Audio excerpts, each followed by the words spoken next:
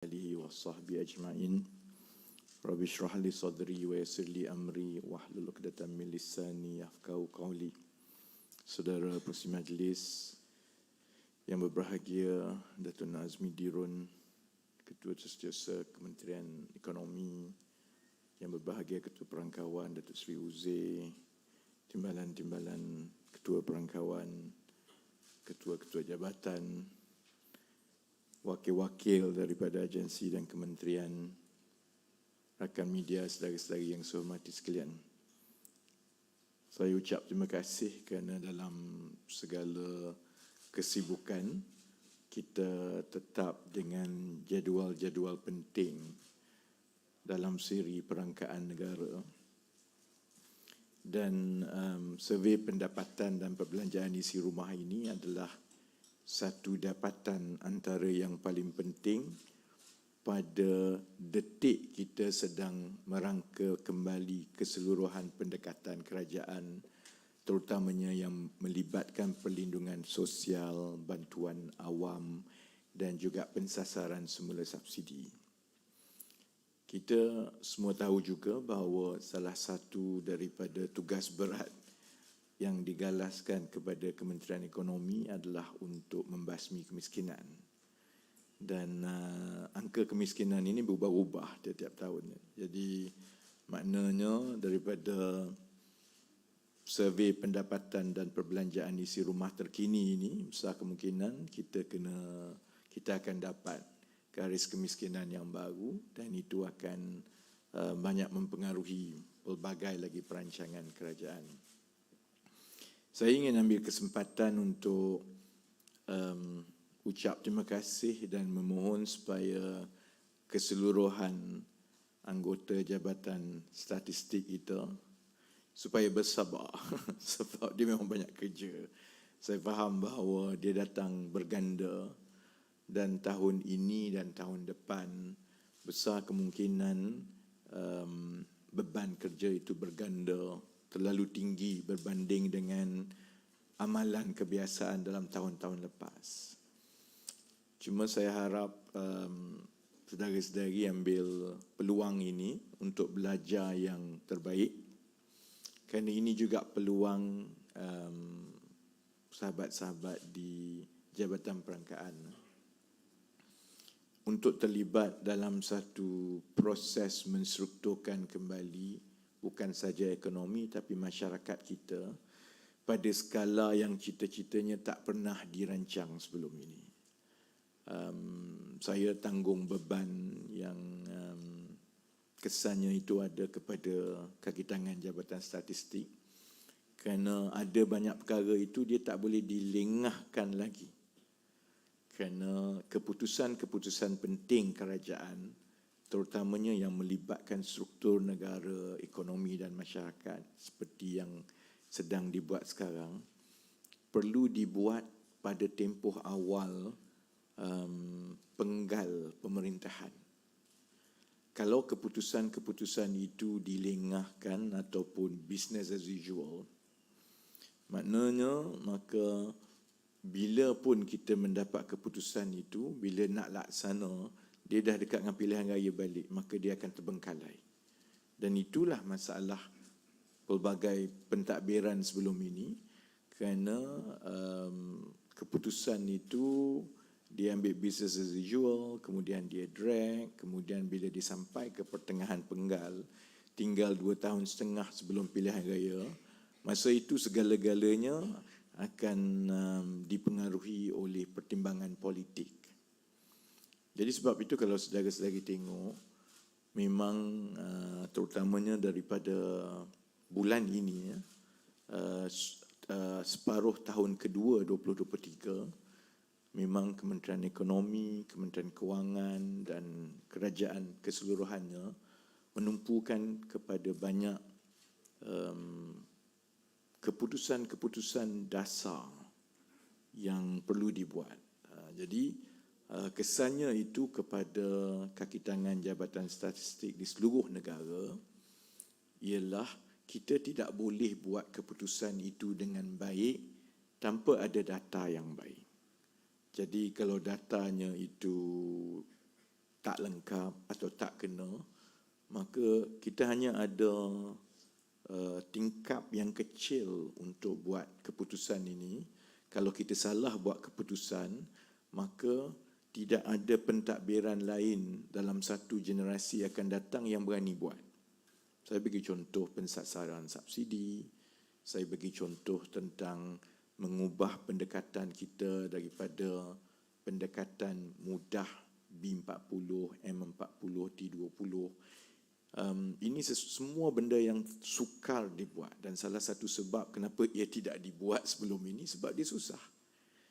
Jadi setakat ini kita ada pentadbiran kerajaan yang ada kemahuan untuk menanggung risiko itu. Kalau contohnya kita tidak berjaya laksanakan ataupun kita buat keputusan yang kurang tepat, maka untuk satu generasi akan datang, setiap kali ada cubaan untuk menstrukturkan kembali ekonomi kita, masyarakat kita, maka akan ada yang mengatakan bahawa perkara ini telah dibuat tapi risikonya terlalu tinggi. So the room or the margin for error is actually very, very small. We have a very small window and we have a very small margin of error. But then again, in life, if you want to get high returns, you have to be able to manage the high risk. And that is where we are now in the next 6-7 months. Berita baiknya saya ingat ialah beberapa keputusan besar yang pertama sekali sebenarnya melibatkan DOSM sendiri. Beberapa keputusan besar yang sebelum ini sukar dibuat itu telah dibuat. At least I take comfort that there is a strong political will. Cuma political will ni selalunya hanya ada beberapa kerat saja yang akan put our neck on the line. In any society, the majority will stand by the sideline and see whether it fails. If it fails, they will tell you, I told you so. If it works out, obviously everyone will join the bandwagon. Kan? Jadi saya harap terutamanya kaki tangan DOSM understands that you are at the pivotal point of history basically. Kan? Jadi saya tak tahu yang terutamanya yang muda-muda, when you start your career, what exactly do you look for in your career? Ada orang dia melihat gaji, ada orang dia melihat pangkat, and yalah awal-awal tu mestilah you want some comfort from your job.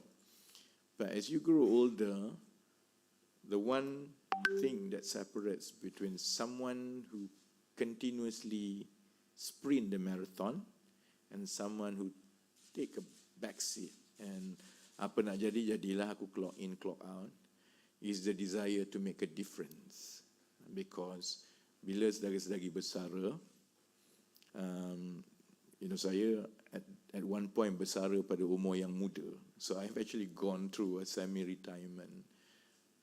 I've gone through that mental process.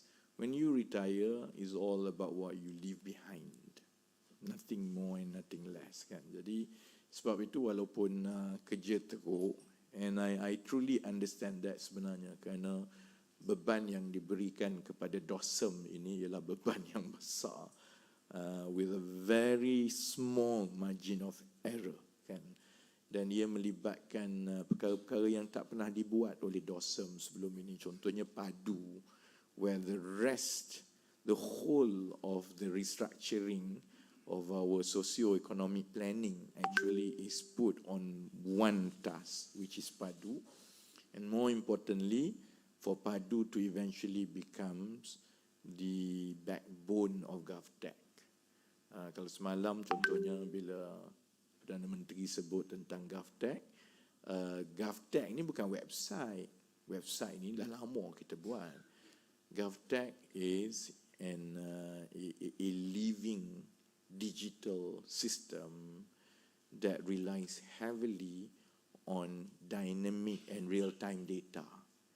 And that's why dalam semua keputusan yang kita buat, yang pertama sekali keputusan yang dibuat di M10 ialah padu. So I do understand and I hope you appreciate the gravity of the task that you are doing. Dan yang malangnya ialah tempoh tu sangat pendek. Contohnya padu, we are looking at MVP lah kira kan, minimum viable product, untuk mulakan use case yang pertama seawal November. Sebab mandat kepada DOSM itu menjelang Januari, memang kita dah ready whichever way the government wants to go. And jadi semua ini perlu berlaku dalam keadaan kerja-kerja biasa DOSM mesti berlaku. Survey pendapatan dan perbelanjaan isi rumah alhamdulillah telah berlaku. Dan selepas ini insya-Allah minggu depan, saya ingatkan, the week after, kita akan mula menerbitkan statistik gaji secara suku tahunan. Itu pun banyak lagi kerja kerana building sustainable and also accurate database on wages is still in its infancy. Kan kita perlu dapatkan data dan kita perlu lihat time series yang lengkap untuk kita tengok. But we can't wait anytime juga, kerana salah satu tonggak utama penstrukturan semula ekonomi masyarakat ialah yang berkaitan dengan gaji. We can't go and talk about salary when the appreciation of how dire the salary in Malaysia is not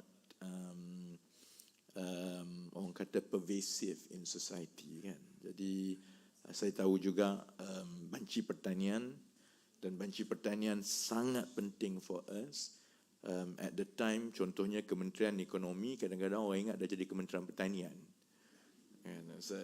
But I hope, saya faham, kawan-kawan di DOSM faham bahawa that's because we are really trying to pull this off together. For once, we want to modernize and industrialize our farming industry so that it becomes one of a major game changer in our society.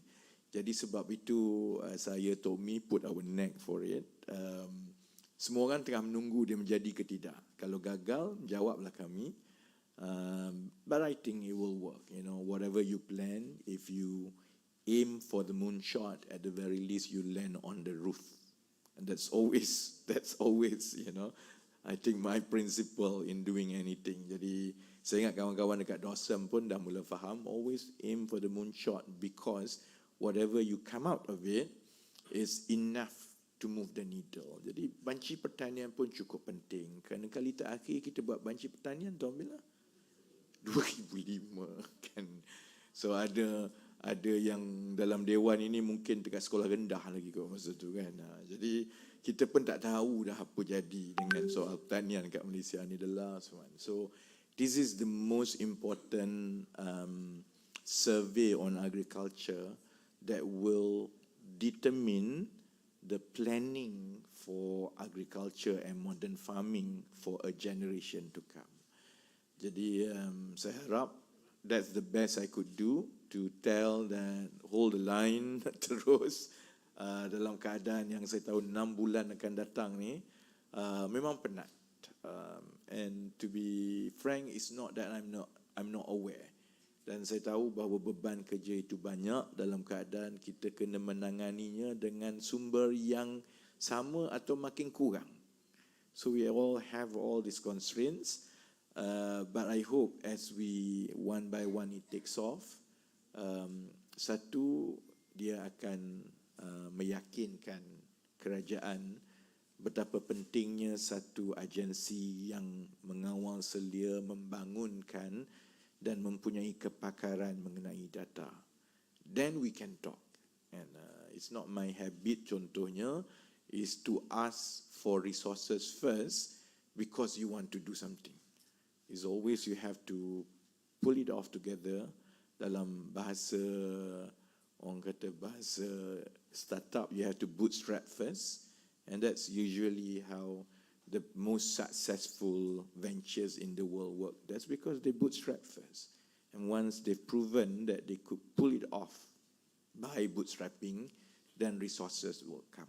And jadi saya harap let's go through these 6-7 months. But I hope juga sahabat-sahabat dekat DOSM can feel the difference you are making. You are making a lot of difference, not just about the profile of DOSM as an enabler in moving the society, but also the fact that your work directly affect decision making in the government. It's no longer a statistic for the sake of being published. We actually have to rely heavily on your work.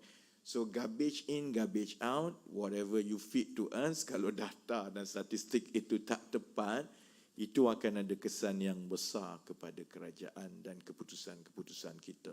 Terutamanya apabila data-data seperti survei pendapatan dan perbelanjaan isi rumah ini bukanlah digunakan untuk membuat keputusan operasional. It is policy that takes multiple tenure of multiple administration. So a 1 degree or 2 degree lagi, over the years, it will create a big variation in terms of what kind of policy prescription that we can give. Jadi saya harap itu cukup untuk menakutkan saudara-saudari of the humongous work you have to do. Let's play our role as best as possible. Saya told me, Datuk Seri Uze, we'll stay on course. Dan saya harap we all play at different levels, we'll play our role. Dan lastly, terima kasih juga kepada rakan-rakan media, because it's very difficult to change society so that we focus on evidence. Otherwise, politics in Malaysia and administration is all about emotions. Emotion will not get us anywhere.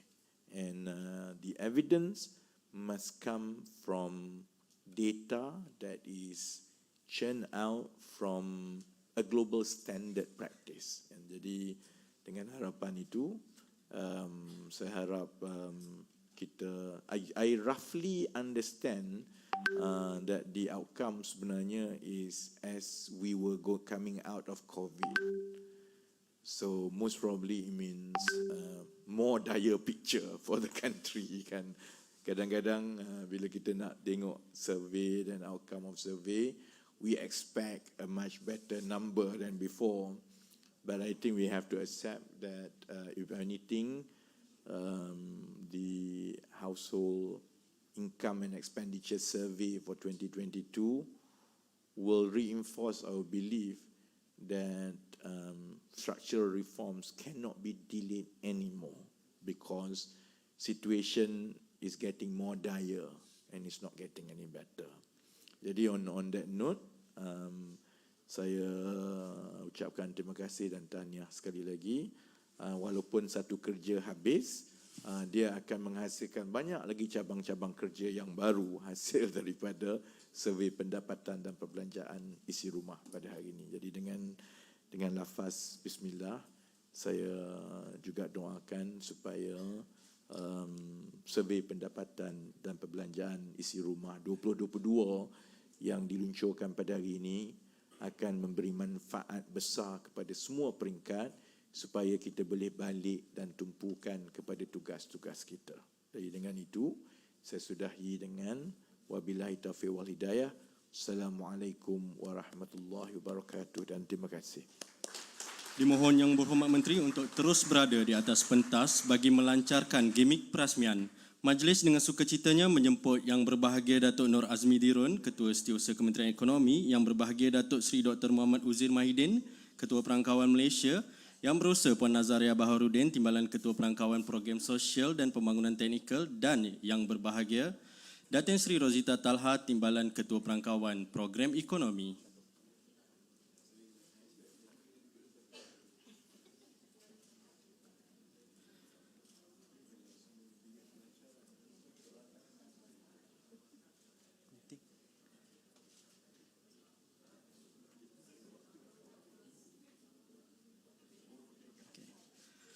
Bagi merasmikan gimik perasmian, dijemput Yang Berhormat Menteri untuk memotong reben dalam kiraan 3, 2, 1.